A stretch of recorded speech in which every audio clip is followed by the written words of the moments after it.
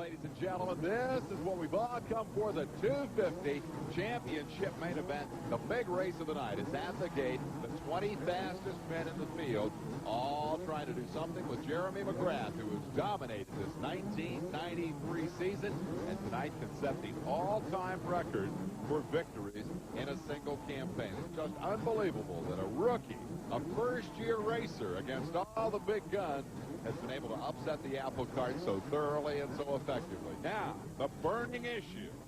Can he get another hole shot here tonight? I don't think so. Hole shots have not been his forte as of late. Are we paying this guy?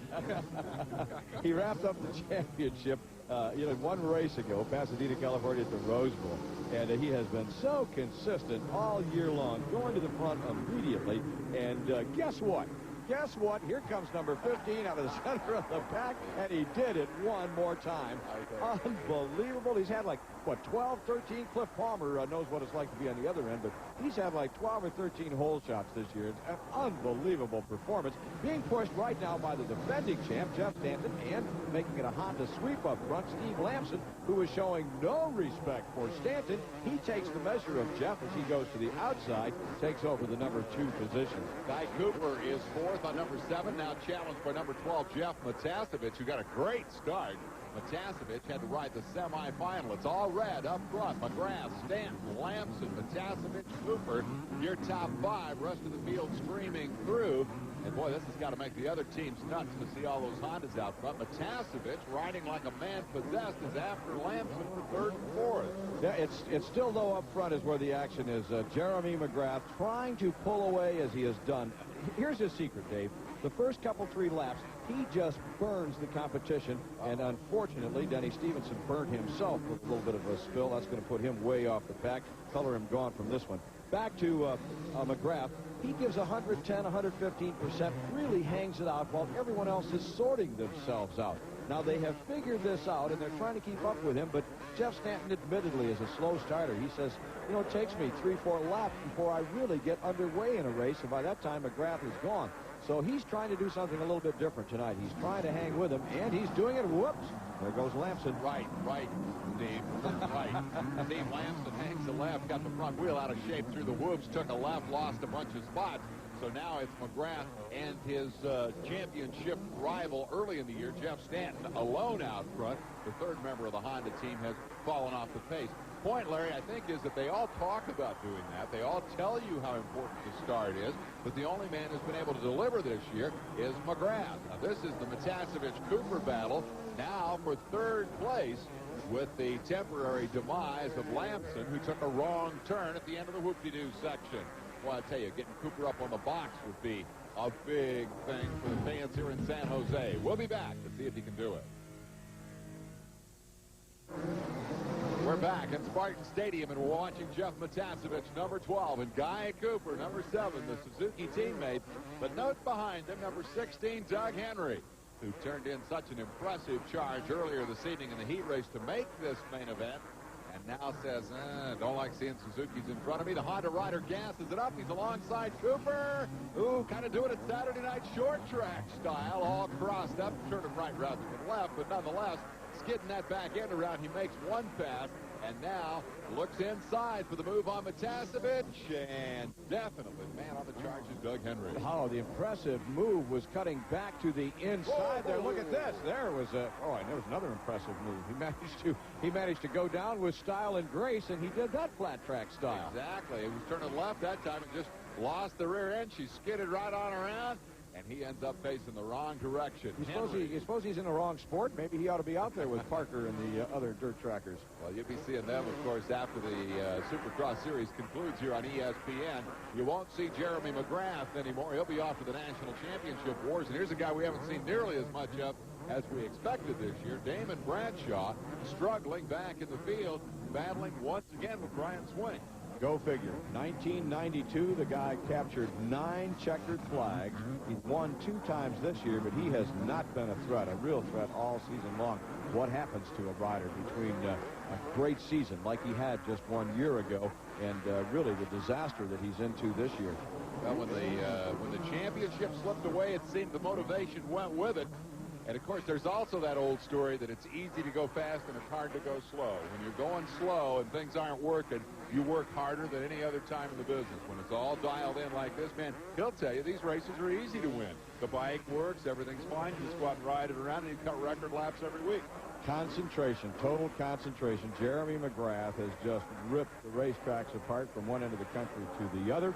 Right now, the only rider hanging tough with him is Jeff Stanton. And Stanton has been there off and on throughout the year. Third place belongs to Matasevich. Guy Cooper running in the number 4 slot. Everyone cheering Cooper. They want this guy to win. The word, as I said, has trickled down that might be Cooper's last season. He's never won a Supercross main event, and everyone wants to see it. I think the 3 guys in front of him would not even be disappointed if Cooper would have passed him and take the win. Cooper is that popular and has good speed here this evening. He's been third before. He's been second before, but he's never won one. Right now, he's working on Matasevich for third spot. And we're getting glimpses of number 3, Mike Kudrowski, who's back in 5th. And he's been a bit disappointed here tonight as well, although overall, his 93 Supercross season has been quite good. Scored a couple of victories and contended for the championship. I'm reminded while we're watching these 2 riders, we go back a couple of years, and Cooper had an opportunity to win on 2 occasions. They were back-to-back, and guess who took him out both times? Jeff Matasevich. He should, and he should be doing a little bit of damage there, but he's not. He had an opportunity to put the wheels in and do some block passing, but see, he's letting Matasevich off the hook. And that's not the way to do it. With a guy like Jeff or any other rider, you have to take control. No more finesse. You got to pull your way through. We'll be back to see if he gets the job done right after this.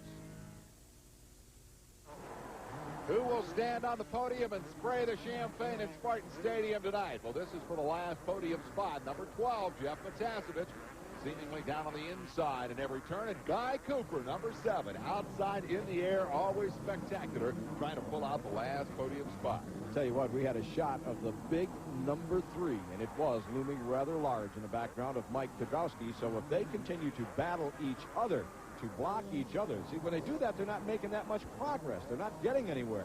Matasevich blocking, Cooper looking for paces to pass, and the rest of the field is catching them. Ooh, how about Cooper going down to the inside? Couldn't quite get there. You, of course, implicitly advocating that Cooper should take Matasevich out here. He should. Guy he should. I'm sorry, they're teammates, you know, and he's all over Matasevich. He's clearly faster. Matasevich should either A, move over, let Cooper by, or B, Cooper should say, I've had enough, and park Matasevich. I'll guarantee you this. If the positions were reversed, Cooper would have been parked about 3 laps ago, and Matasevich would be the first one to admit it.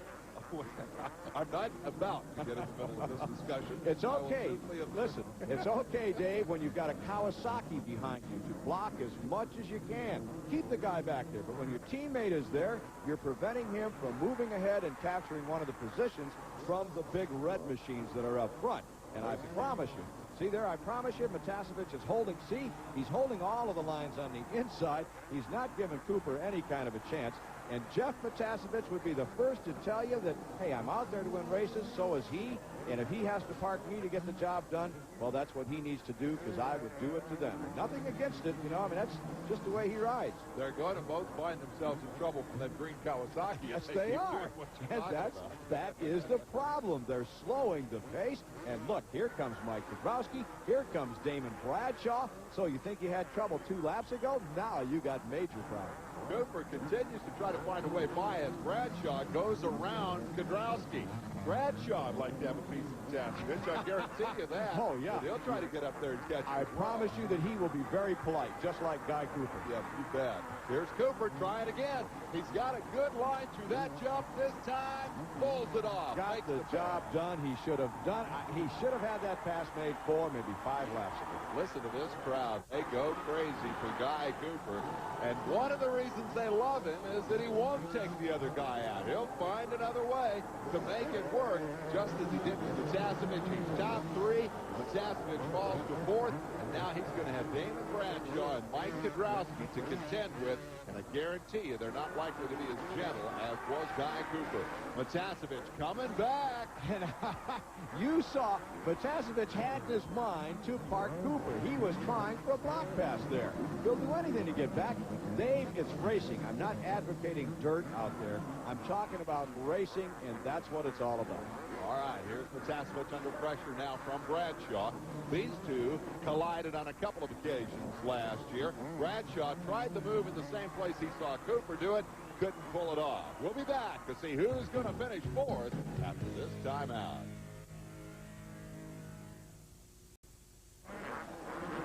We're back at Spartan Stadium as the laps wind down for Guy Cooper, Jeff Mcgrath, Damon Bradshaw, and Mike Kudrowski. All of them racing for third, fourth, fifth, and sixth positions on the racetrack. The tightest battle right now is Bradshaw and Kudrowski. Mike coming alive in the late laps here, seeing the opportunity created by that little chess game between Mcgrath and Cooper that was ultimately won by Cooper. Up front, of course, is our race leader Mcgrath, followed by Stanton and Bradshaw wanting to get up there with him. Laps are winding down. There's not a lot of time left if Bradshaw wants to be a factor. If any of the riders want to be a factor, they have to make a move and make it quickly. And I really don't see that happening right now, with the exception of Guy Cooper, who is putting on some kind of a charge and has been since the drop of the gate. And that is the real reason the fans love this guy. He'll do anything to make a pass, anything to get by the guy in front of him, and he usually does it in spectacular. Oh, and Doug Dubach. Oh.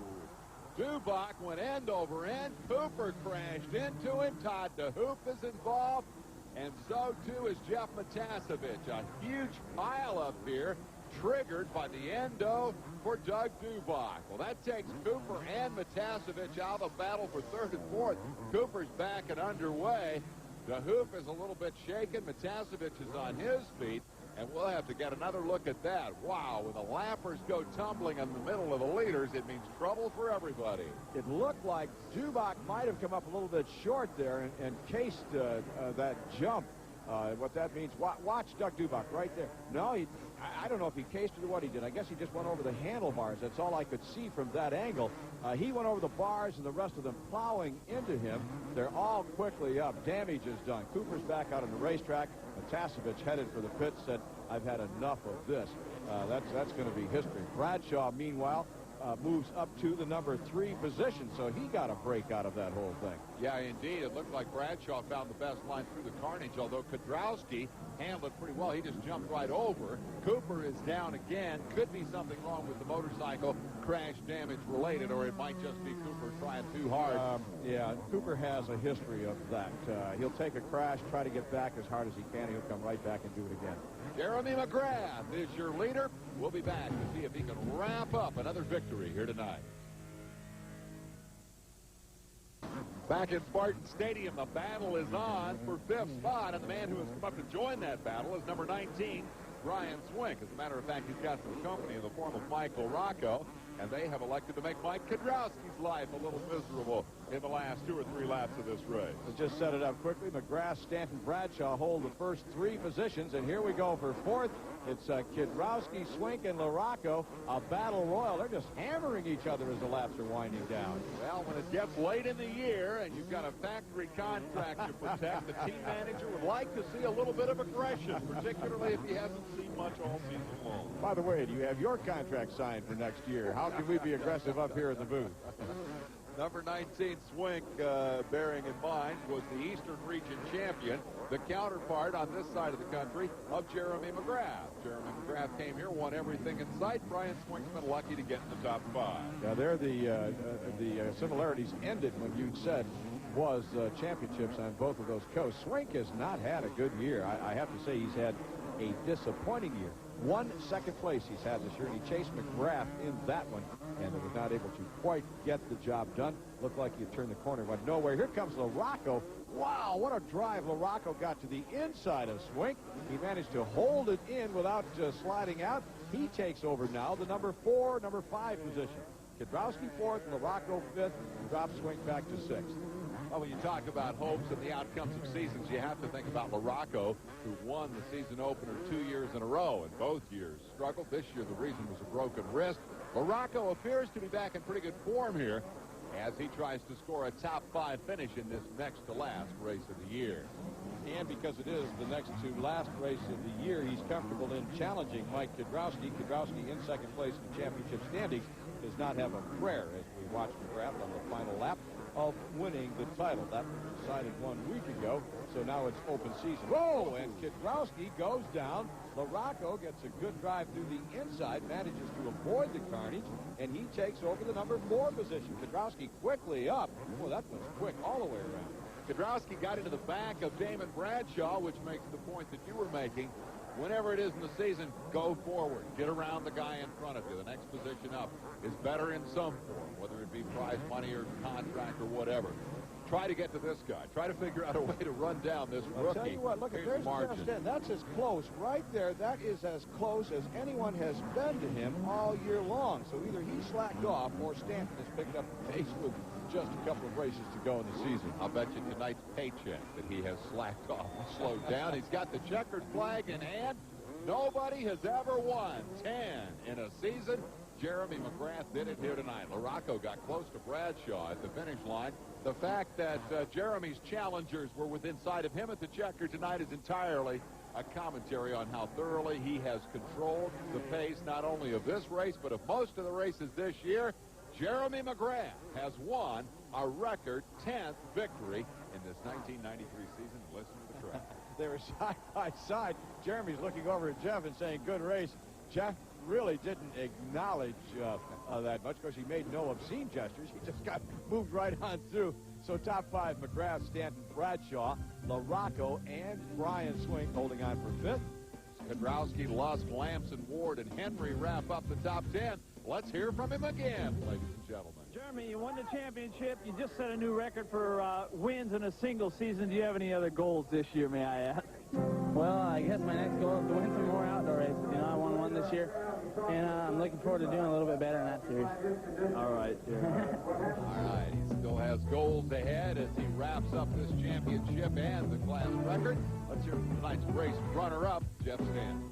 Jeff, it seemed like this was a course that seemed to gobble a lot of people up. Yeah, it did. It was tough. It was slippery. You know, after that mud got pushed off, it got really slippery. Pretty gnarly. It was ruddy. Everybody had to ride the same course. Well, you guys had a consistency that wouldn't quit, though. Yeah, Jeremy set a good pace, and I just got in behind him. Wanted to be a little closer to him, but I just couldn't reel it in. Seems like I'd start reeling it in, and I'd make a mistake. So starting all over for me. The championship's over. I look just rebuilding for next year. And so the final challenge of the evening. Larry Myers, can you think of something new to say about Jeremy Mcgrath's supremacy? Well, they have said that Jeremy Mcgrath, when he reaches 10 wins, will have set a record that will never be broken in a single season. I predict that he will win 11 next week, and that'll be the record that'll be tough to do. I haven't seen any sign otherwise. Mcgrath at the top of the podium again. We'll be back next week to see if he can make it 11. For Bob Hanna, Art Ekman, and Larry Myers, I'm Dave Spank. See you next week.